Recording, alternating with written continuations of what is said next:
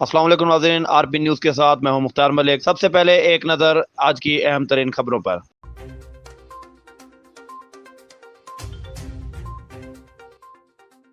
راجن پور district police officer captain retired دوست محمد کی ہدایات پر ضلع بھر میں منشیات اور شراب فروشوں کے خلاف بڑے پیمانے پر کریک ڈاؤن کا سلسلہ جاری ہے۔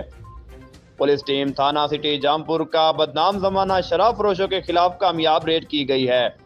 کارروائی کے نتیجے میں بھاری مقدار میں شراب برآمد، 2 شراب فروش بھی گرفتار کر لیے گئے ہیں۔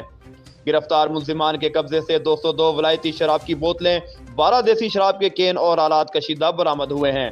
پولیس کی جانب سے گرفتار ملزمان اجاز عرف ججا ولد رحیم بخش اور گوہر اجاز ولد اجاز کے خلاف مقدمہ درج کر کے قانونی کارروائی کا آغاز کر دیا گیا ہے۔